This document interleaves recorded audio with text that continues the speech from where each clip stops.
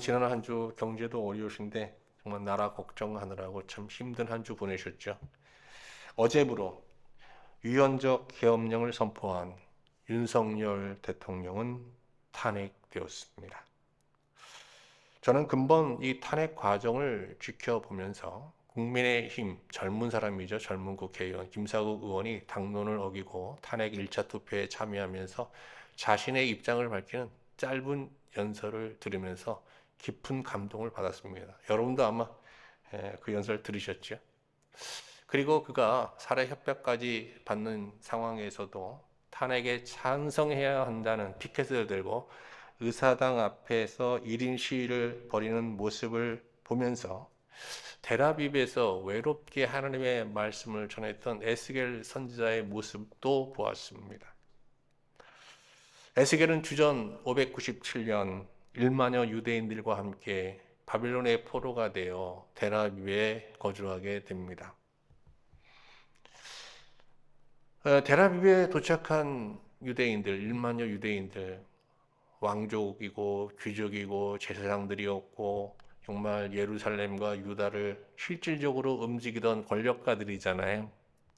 이 사람들은 이 텔아비브에서 매일 예루살렘 성전을 향해서 손을 들고 나라의 독립과 그리고 자신들의 예루살렘 귀환을 하나님 앞에 간구하고 있었습니다. 이렇게 5년이 지나게 되는데요. 이때 에스겔, 청년 에스겔이 하나님으로부터 선지자로 부름을 받게 되죠. 그의 노예 생활 중 30번째 맞는 생일날이었어요. 그런데 선지자로 부름받은 에스겔이 하나님으로부터 받은 말씀은요, 예루살렘의 멸망이었습니다. 그는 선지자로서 이제 텔아비브 광야에 나가서 예루살렘으로의 귀환과 나라의 독립을 열망하고 목소리 높여 기도하고 있는 이 텔아비브 유대인들을 향해서 임박한 예루살렘의 멸망과 성전 폐망을 예언하게 됩니다. 그러자 군중들은 붕괴하면서 정말 에스겔을 죽이려고 달려들었고요. 이 상황에서 에스겔은 집에 갇혀서 이제 약 5년간 시립을 통제당하게 되죠. 가택 연금 상태에서 이제 생활하게 됩니다. 그런데 말입니다. 이 에스겔의 예언대로 느부갓네살의 군대를 소집하여서 이제 예루살렘을 공격하게 됩니다. 그리고 들려오는 소식이 느부갓네살에 의해서 완전히 예루살렘이 포위되었다는 소식이었고, 또 후에 거기서 도망쳐 온 자가 예루살렘의 패망 소식을 전하게 되거든요. 그러자 그들은 더 이상 에스겔 말을 무시하지 못하고 그를 텔아비브에 하나님이 세우신 공식적인 선지자로 인정하게 되죠. 근데 예루살렘 성전이 멸망하고 나서부터 이 텔아비브의 유대인들은요, 희망과 용기를 완전히 상실하고 정말 그야말로 정말 완전한 절망, 패닉 상태에 빠지게 됩니다. 이렇게 시간이 지나가게 되는데요.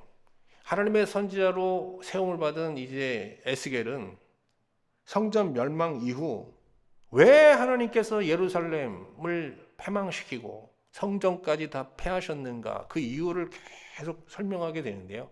이 과정에서 텔아비브 유대인들은 자신들이 또 자신들의 조상들이 하나님께 범해온 그 많은 죄악들을 인정하고 또 회개하면서 통회하는 그런 시간들을 갖게 됩니다. 이렇게 성전 멸망 후 14년이라는 어마어마한 흑암의 시간이 지나가게 되는데요. 그러니까 성전 멸망 14년 후 포로 생활 25년 되는 해에 하나님께서 에스겔을 통해서 그 흑암 가운데 있는, 절망 가운데 있는 텔아비브 유대인들에게 기쁨의 소식, 복음을 전하게 됩니다. 오늘 저는 포로 25년, 성전 멸망 14년 후 하나님께서 에스겔 선지자를 통해서 흑암의 땅 데라비베 하나님께서 선포케 하셨던 그 복음, 기쁨의 소식을 여러분과 함께 묵상하면서 하나님의 은혜를 나누고자 합니다. 데라비베 유대인들은요, 바벨론으로 포로로 잡혀갔을 때 비록 신분은 노예였지만 그들은 과거 왕이었고 제사장이었고 귀족들이었잖아요. 근데 그들의 그 높은 자긍심, 또 하나님의 선민이라는 이 자긍심을요, 놓지 않았어요. 그래서 노예 생활을 하면서도 그들의 자긍심은 하늘을 찌르듯 높았거든요. 그들의 이 혹독한 노예 생활 속에서도 이러한 선민의식이나 높은 자긍심은 좀처럼 꺾이지 않았는데요. 그러나 예루살렘 멸망 소식을 접하면서, 성전 패망 소식을 접하면서 그들의 그 지고한 강고한 이 자긍심은요, 점점 무너지기 시작합니다.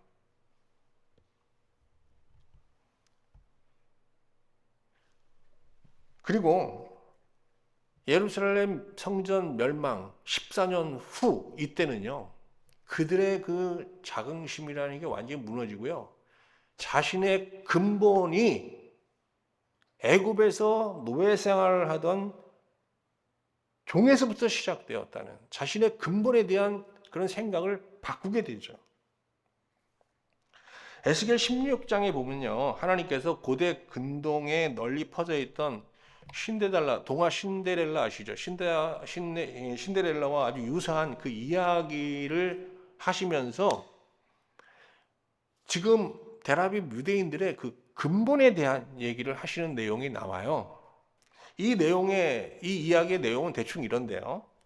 한 마술사가 거리를 지나다가 피투성이가 되어 버려진 아이를 발견합니다. 이 마술사가 그 아이를 불쌍히 여겨서 마술을 써서 그 아이를 아름답게 꾸며줍니다.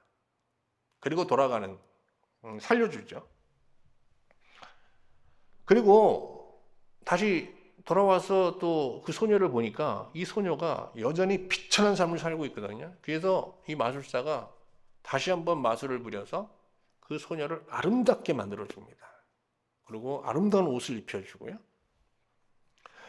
이 마술사가 아름답게 한 소녀를 본 왕이 그 소녀에 반하여서 그를 왕비로 맡게 됩니다.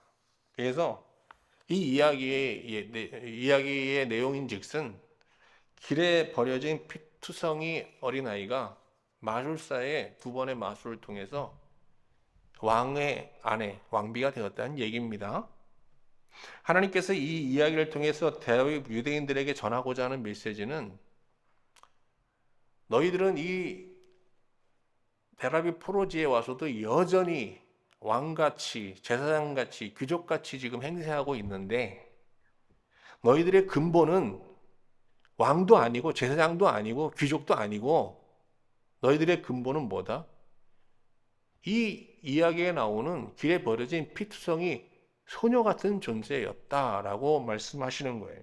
왜 그렇습니까? 이스라엘이 하나님과 신의 사이에서 언약을 맺기 전에 그들이 신분이 뭐였어요?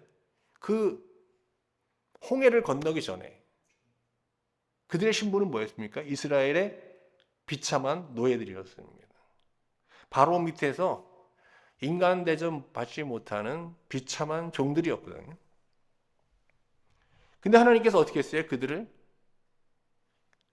홍해의 기적을 통해서 구원하셔서 신의 산으로 부르셔서 그들과 언약을 맺었잖아요. 그들을 아내로 삼으신 거예요. 그리고 어디로 인도하셨습니까? 가나안 땅, 예루살렘으로 인도하셨죠. 이 사람들이 다 예루살렘에 살던 사람들이거든요. 예루살렘이란 뜻은 뭡니까? 평화의 마을이에요.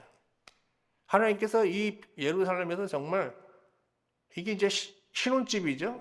그죠? 예루살렘이라는 신혼집에서 그들을 축복하면서 그들을 존귀케 해주신 거예요. 그래서 그들은 실제로 정말 왕 같은 제사장으로 존귀한 삶을 이곳에서 영위하고 있었던 것이죠. 그런데 이 이스라엘이 하나님으로 인하여 만족하지 못하고 자신의 아름다움을 뽐내면서 이방신들을 받아들이면서 음행을 저지르게 됩니다. 그리고 하나님께서 언약 계명으로 주신 계명을 멸시하면서 하나님을 모욕하게 되죠. 이에 하나님께서 바벨론을 들어서 평화의 마을 예루살렘을 어떻게 해요? 하나님의 신혼집이잖아요. 다 파쇄케 하시고 약탈케 하시고 불태워 하나님의 성전은 돌무더기로 만들어 버리신 겁니다. 그러면 정말 하나님은 이스라엘을 완전히 버리신 걸까요? 그렇지 않다는 거예요. 이스라엘의 마음을 돌이키기 위해서 그들을 치신 거거든요. 이렇게 해서 그들은 바벨론의 포로로 잡혀오게 되는데 이 포로 생활 25년 차 되는 해 그들의 정체성이 완전히 바뀝니다. 자신들은 이 바벨론의 포로로 올 때만 해도 자신들이 왕인 줄 알고 자신들은 태어날 때부터 왕이고 태어날 때부터 귀족이고 제사장인 줄 알았지만 자신의 근본은 애굽의 종이었다는 것을 인정하게 된 겁니다. 그래서 이들은 이스라엘이라는 이름을 버리고 자신들을 그 다음부터 뭐라고 부르냐면 히브리인이라고 부르기 시작합니다. 이 히브리인이라는 말은 바로 그 데라비 포로지에서 이스라엘이 자신을 지칭하는 호칭입니다. 히브리인이라는 단어의 뜻은 뭔가 하면 강을 건너온 자예요. 그 의미는 뭔가 하면 우리는 강을 건너와서 왕이 되고 왕같이 제사장같이 존귀한 자로 살았지만 그 이전에 뭐였다? 강을 건너기 전에 우린 뭐였다? 비참한 정말 이 세상에 버려진 비참한 피투성이의 소녀 같은 존재였다라는 뜻이에요. 그래서 히브리인이라는 말은 노예, 종 이런 뜻을 갖고 있는 거예요. 자신들이 왜 예루살렘에서 하나님을 배반하고 음행을 저질렀는가? 자신의 이 근본, 자신들이 히브리인이라는 이 근본을 망각했기 때문이다라는 각성을 하면서 자신들의 호칭 이스라엘이라는 존귀한 이름을 뒤로하고 자신들을 히브리인이라고 부르게 된 거죠. 그래서 그들이 쓰는 언어도 뭐라고 그래요? 히브리어라고 얘기하는 거잖아요.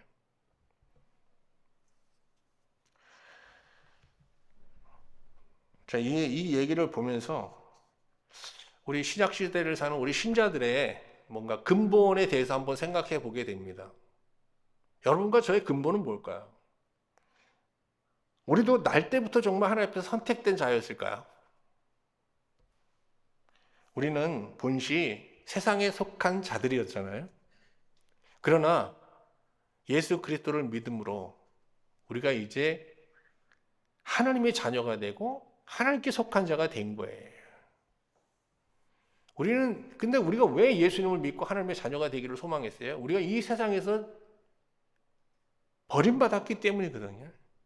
그거를 자각한 자들, 이 세상의 한계를 알고 이 세상이 결코 이 세상과 사랑의 언약을 맺을 대상이 아니고 이 세상이 나를 언제든지 배반하고 버릴 수밖에 없는 믿을 수 없는 대상이라는 걸 알고 우리가 하나님의 자녀가 된 거 아닙니까? 그러나 우리의 본성은 아직도 어디에 속해 있어요? 세상에 속해 있는 겁니다. 텔아비브의 유대인들처럼 말이죠. 이 세상의 본성, 우리 하나님의 자녀가 되었지만 우리의 본성은 여전히 세상에 속해 있거든요.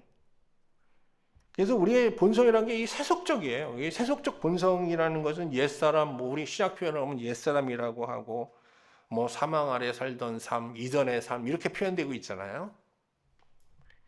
그래서 우리는 정말 하나님의 자녀가 돼서 하나님의 뜻대로 살고자 하는 이런 본성과 또 그냥 과거의 삶대로 살았던 대로 살고자 하는 세상에 속해 있던 그 본성, 이 두 본성이 우리 안에서 계속 갈등하고 대립하고 있는 것이죠. 그래서 신자는 하루라도 이제 하나님에 대한 열망의 끈을 놓고 영적으로 게을러지거나 소홀해지면 어떻게 돼요? 바로 옛사람으로 돌아가게 되는 겁니다. 그래서 바울 사도는 뭐라고 얘기합니까? 두렵고 떨림으로 매일 이 하나님의 구원을 이루며 살라고 신자들에게 권면하고 있습니다. 빌립보서 2장 12절 볼까요? 그러므로 나의 사랑하는 자들아 너희가 나 있을 때뿐 아니라 더욱 지금 나 없을 때에도 항상 복종하여 두렵고 떨림으로 너희의 구원을 이루라 그랬어요. 그럼 신자가 매일 이루어야 할 구원은 어떤 구원이에요? 그것은 하나님께서 우리에게 주신 이 십자가 구원을 갱신하는 거예요. 이 사건이 매일매일 새로운 사건이 돼야 되는 거예요. 여러분 예수 믿는 언제 믿으셨어요? 그러면 어떻게 얘기해야 되는가 하면 25년 전, 30년 전이 아니라 언제 믿었다 그래야 돼? 오늘. 매일 이 믿음이 새로워져야 되거든. 갱신돼야 되는 거예요. 그리고 어떻게 해요? 하나님이 주신 양식인 말씀으로 살아야 되는 겁니다. 왜? 말씀을 우리가 접하지 않으면 예쁜 속으로 돌아갈 수밖에 없거든요. 이 말씀은 계속 이 세상의 간교함, 거짓됨을 계속 폭로합니다. 그래서 우리가 세상에 속지 않도록 하고요. 그리고 눈에 보이지 않고 손에 만져지지 않지만 하나님 안에서 누리는 이 영생의 삶이 얼마나 복된 것인지를 계속 증거해 주시거든요. 그래서 우리가 받은 구원 안에서 하나님 주신 그 영생의 구원을 좀 완성된 구원은 아니죠. 이 미완성의 구원을 계속 구원 속을 갈구하면서 그 안에 머무를 수 있게 해 주는 것입니다. 지금까지 우리는 하나님께서 신부 이스라엘을 예루살렘으로 인도하셨다가 이스라엘이 성전에서 온갖 음행과 불의를 범하면서 하나님을 모독하자 예루살렘을 폐하시는 그런 과정까지 한번 쭉 살펴보았어요. 그런데 하나님은 이스라엘이 자신을 히브리인이라고 하면서 자기의 근본을 이제 자각하면서 정말 하나님의 긍휼을 구하고 하나님의 은혜를 배반했던 그 모든 음행죄를 회개하면서 이제 하나님을 갈구하자 포로 25년 되는 해에 하나님께서 성전 회복에 대한 말씀을 하기 시작합니다. 아니 이미 예루살렘 성전은 돌무더기가 되었잖아요. 그런데 하나님께서 그들을 향해서 성전 회복에 대한 메시지를 선포하십니다. 이 성전 회복에 대한 메시지는 에스겔서 40장부터 46장까지 길게 이어지는데요. 그러면서 이제 이 성전 회복 메시지를 성전 환상을 통해서 이제 말씀하세요. 그래서 이제 에스겔에게 성전 환상을 보여주시는데 이 환상 내용을 지금부터 이제 보려고 하는데 그러면 이 환상에 등장하는 성전은 도대체 어떤 성전을 말하는 걸까요? 1번 저 하늘에 있는 완전한 성전. 2번 장차 그들이 예루살렘에 돌아가서 폐허가 된 터전 위에 다시 건축하게 될 수룹바벨 성전. 근데 후자라고 생각하기 쉬운데요. 후자일 수도 있지만 그게 아니고요. 여기서 말하는 성전은 유형의 성전을 말하는 게 아니라 무형의 성전을 말하는 겁니다. 그럼 무형의 성전이란 건 뭐냐?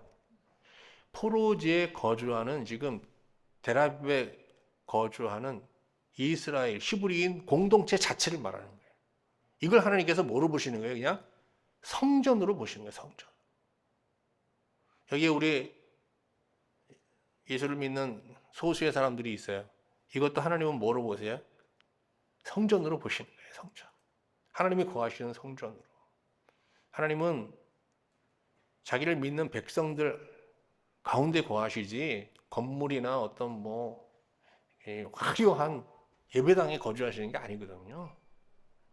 자, 그런데 이 성전에 이제 하나님이 거하시려고 하는데요. 거하시기 전에 한 사람을 세워서 이 성전을 진단하게 하십니다. 그래서 여기 등장하는 사람이 이제 끈과 막대기를 갖고 있는데 이게 다 성전을 측량하고 진단하는 도구들이에요. 하나님께서 이 무형의 성전에 들어오시기 전에 이 사람, 천사겠죠? 이 천사를 통해서 이 성전을 진단케 하시는 이유는요.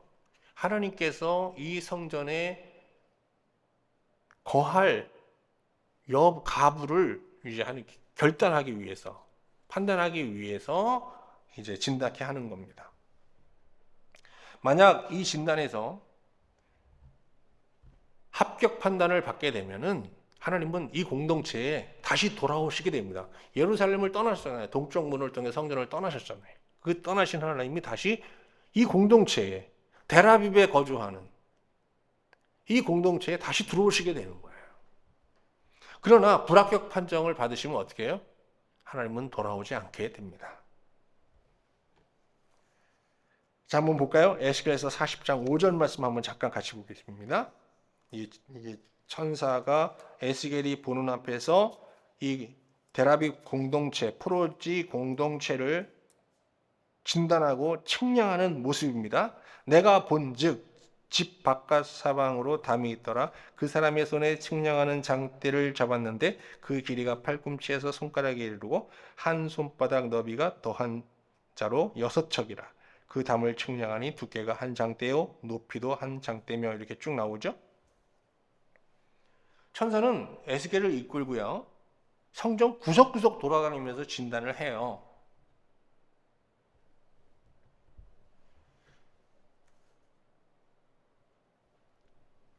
그런데 그 결과는 어떻게 될까요? 이 진단하는 내용이 40장부터 42장까지 이어집니다. 아주 지루하게 이어지거든요.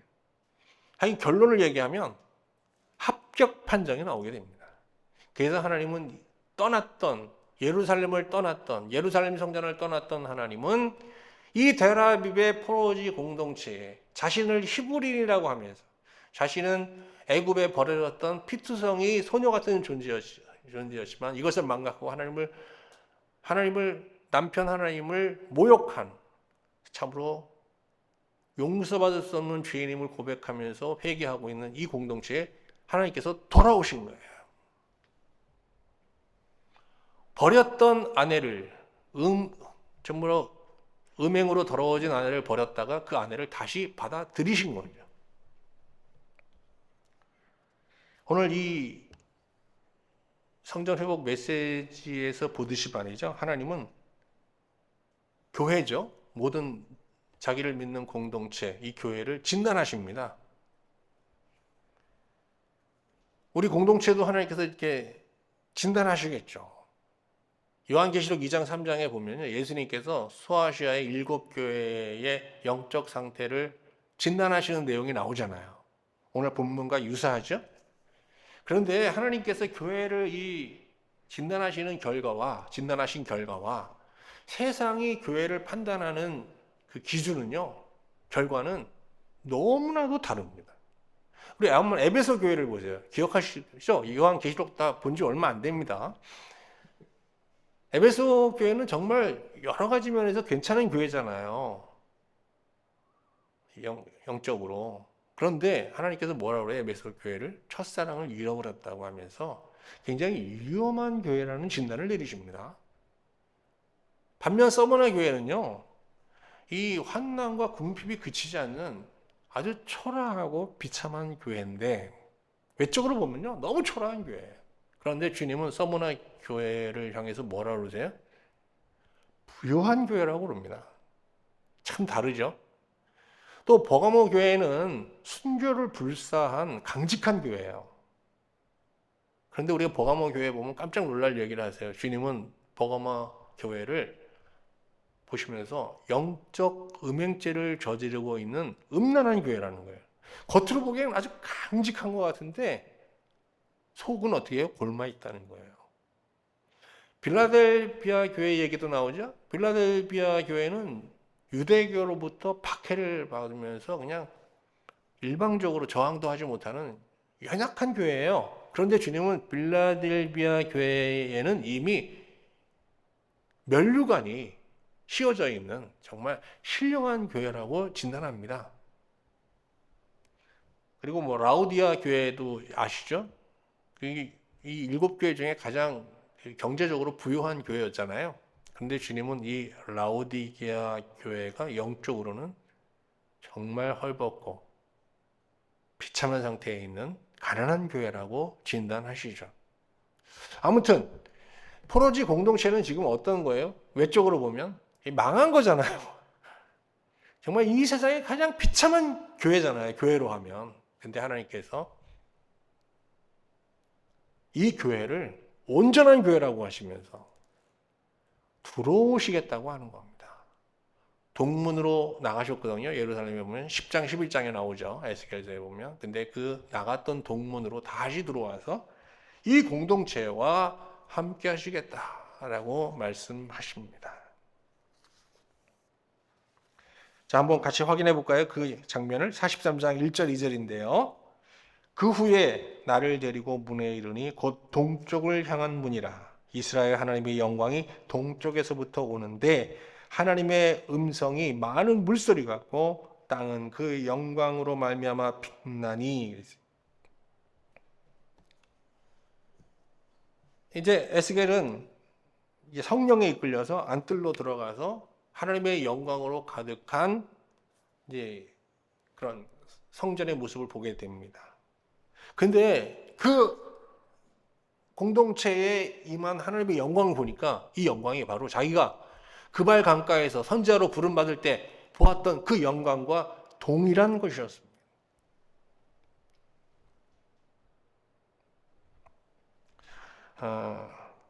그런데 그 들어가 보니까요, 거기서 이 데라빕 공동체겠죠, 그 성전이라는 게. 데라빕 공동체 그 이스라엘 백성들이 제사를 드리거든요, 거기서. 근데 하나님께서 이 제사를 받으시면서 막 기뻐하시는 거예요.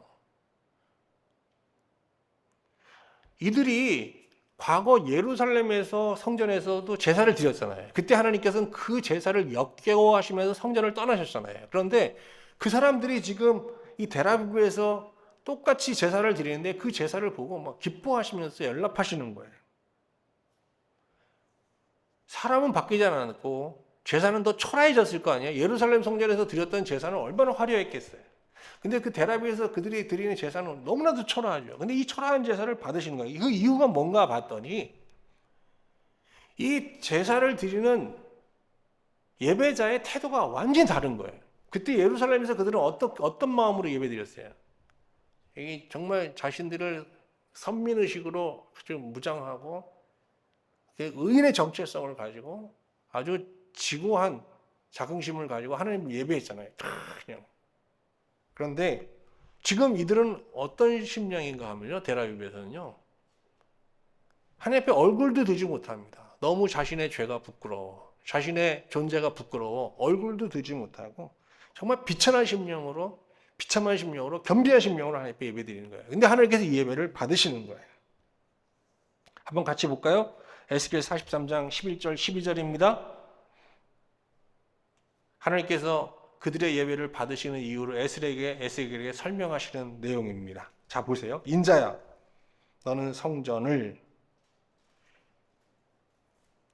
이스라엘 족속에게 보여서 그들이 자기 죄악을 부끄러워하고 43장 11절입니다. 11절. 만일 그들이 자기들이 행한 모든 일을 부끄러워하거든 너는 이 성전의 제도와 10절입니다. 인자야 너는 이 성전을 이스라엘 족속에게 보여서 그들이 자기 죄악을 부끄러워하고 그 형상을 측량하게 하라. 만일 그들이 자기들이 행한 모든 일을 부끄러워하거든 너는 이 성전의 제도와 구조와 그 출입하는 곳과 그 모든 형상을 보이며 이렇게 쭉 나오죠. 여기 반복되는 단어가 뭐예요? 부끄러워한다는 거예요.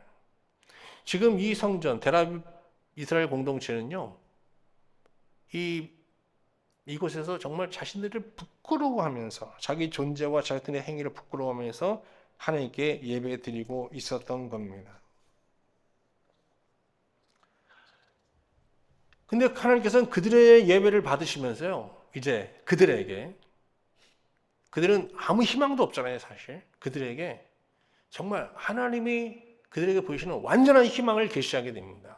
이 희망은 성전, 생수 환상을 통해서 계시되게 되는데요. 이제부터 하나님께서 데라빕 절망 가운데 있는 데라빕 유대에게 보여주신 그 희망을 생수 환상을 통해서 확인해 보도록 하겠습니다. 에스겔은 이제 하나님의 영에 이끌려 성전을 둘러본 후에 성전 동문으로 이제 되돌아왔습니다. 그런데 이 성전 하나님이 들어갔었던 이제 입구잖아요. 성전 동문 입구. 거기서 물이 나오는 거예요. 물이. 이 물이 뭐 이렇게 흘러나가서 물이 바깥으로 나갑니다. 흘러나갑니다. 성전 안내자는 에스겔을 이끌고 이 물을 따라서 나가는데요. 500m마다 표식을 세웁니다. 그래서 한번 표식을 세울 때 보니까 물이 자기 발목까지 찼어요. 또 가서 500m 가서 또 표식을 세웁니다. 했더니 이 물이 점점 올라와서 허리까지 찹니다. 그리고 또 가서 표식을 세우는데 점점 물이 높아져서 이제는 강이 됩니다. 이때 하나님께서 에스겔에게 물어보십니다. 인자야, 내가 이것을 보았느냐라고 물으세요. 에스겔이 막 물만 보다가 눈을 들어서 좌우를 살피니까요. 강 좌우편에 심이 많은 나무들이 있었습니다. 이어서 성전 안내자는 이 물이 이 세상에, 이 열방에 미칠 영향력에 대해서 얘기합니다. 이 물은 사해 아시죠? 사해로 흘러 들어가서 사해를 살리게 된다는 거예요. 그리고 그 좌우편에 있는 엔게디와 에네글라임 사람들에게 어업을 할 수 있도록 해줄 거다라고 말하는 거예요. 그러면서도 사해가 전과 같이 이스라엘 사람들에게 소금도 공급하게 될 것이다 라고 또 말합니다. 마지막으로 성전 인도자는 강 좌우편에 있는 심이 많은 나무들을 보여주면서 이 물로 인하여 사막 같던 이 사해 좌우편의 이 황무지가 다 낙원으로 바뀔 것이다 라고 말합니다. 한번 확인해 볼까요? 12절 말씀입니다. 강 좌우가에는 각종 먹을 과실나무가 자라서 그 잎이 시들지 아니하며 열매가 끊이지 아니하고 달마다 새 열매를 맺으리니 그 물이 성소를 통하여 나옴이라. 그 열매는 먹을만하고 잎사귀는 약재료가 되리라. 과거 이스라엘 땅은 강우량이 많아서 정말 적과 꿀이 흐르는 땅이라는 평가를 받았습니다. 비가 많이 올 때 사해는 죽은 바다가 아니라 다양한 물고기가 살 수 있는 정말 땅 한가운데 있는 바다였어요. 살아있는 바다였단 말이죠. 그런데 이 강우량이 급격히 줄어들면서 어떻게 됩니까? 이 바다가 정말 사해가 되잖아요. 사해가. 그리고 물고기가 모든 생명체가 이제 다 그 사해에서 죽게 되는 거죠. 이제 뭐 가뭄이 와서 이게 다 물이 증발하니까 염도가 너무 높아져서 생명체가 살 수 없게 되는 겁니다.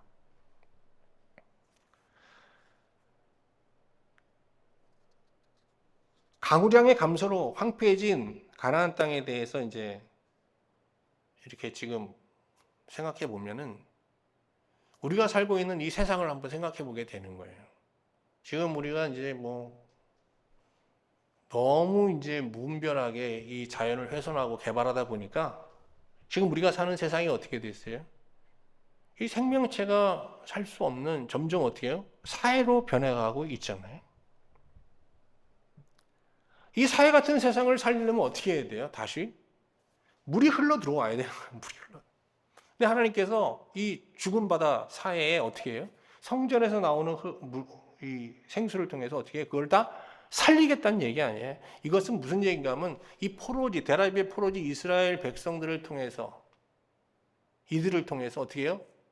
이 죽어가는 세상을 살리겠다는 얘기예요. 그런 희망을 하나님께서 그들에게 보여주신 것이죠.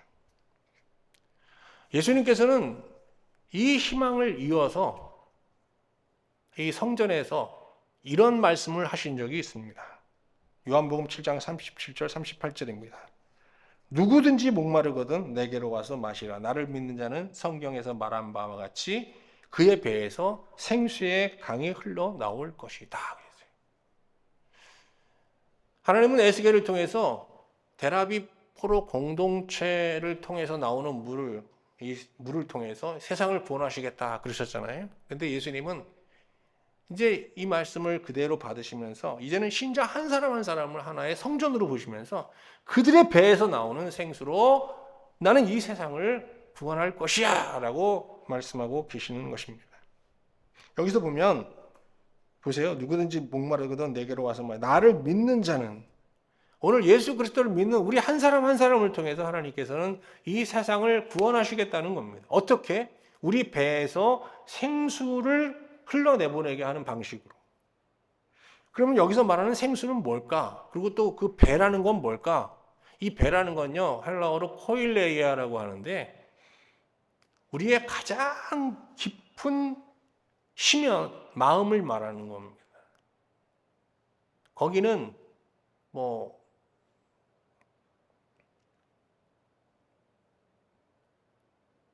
전도자는 그 코일레이아, 그 인간의 심히 깊은 마음속에 뭐가 있다고 그랬어요? 영혼을 사모하는 마음이 있다고 그랬어요. 영혼을 사모하는 마음. 파스칼은 여기에는 달걀의 그 제일 위에 보면 이렇게 공기가 차 있는 공간이 있듯이 비어 있다고 그랬어요. 여기에 하나님을 우리가 모실 때, 여기에 하나님을 모시고, 이 코일레이아에 하나님을 모시고 하나님과 교제하고 하나님의 사랑을 공급받을 때 우리 안에서 뭐가 나와요? 뭐가 나와요? 생수가 나온다는 거예요. 이 생수가 어떻게 해요?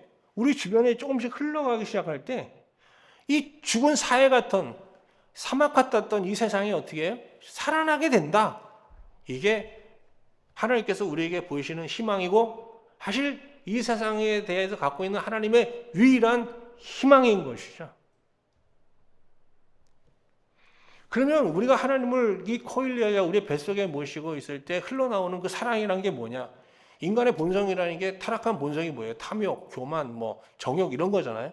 이런 것에서 벗어나서 정말 예수 그리스도의 마음을 가지고, 하나님의 마음을 가지고 그냥 사람들을 순전하게 사랑하고 불쌍히 여기고 하나님의 공의에 입각해서 이 사람을 이 세상에서 좀 우리가 공정한 공의를 실현하면서 살아가는 삶? 이렇게 사는 것, 이게 바로 뭐예요? 생수예요.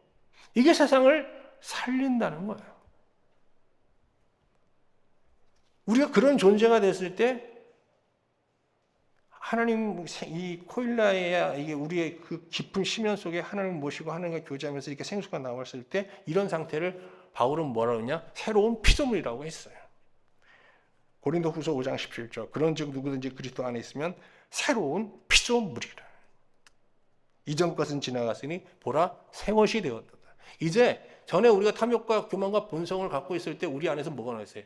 악이 나오고 거짓이 나오고 음행이 나오고. 근데 이제는 어떻게 해요? 새 본성을 가지고 우리 안에서 뭐가 나와요? 생수가 나와요. 순전한 사랑, 하나님의 공의, 하나님의 긍휼, 하나님의 연민, 이런 게 우리 안에서 그냥 이렇게 나오는 거예요. 여러분,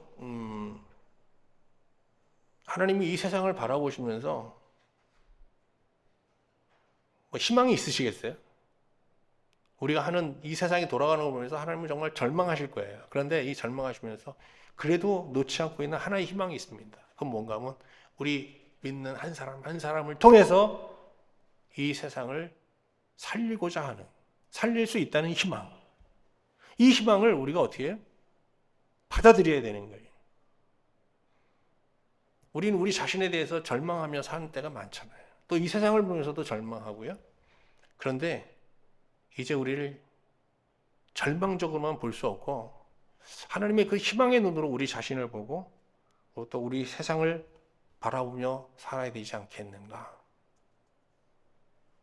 오늘 하나님께서는 에스겔서를 통해서 우리에게 완전한 희망, 결코 헛되게 끝나지 않을 확실한 소망을, 희망을 우리에게 보여주십니다. 여러분, 그 희망을 이 시간 여러분 마음속에 받아들이고 하나님의 희망을 붙잡고 이 남은 세상, 정말 우리의 심연 속에 하나님을 모시고 우리 안에서 나오는 그 생수로 이 세상을 아주 미약하지만 살려보고자 하고 살리려 하는 그런 희망의 삶을 지속하고 끝까지 이루어갈 수 있기를 주님의 이름으로 축원합니다.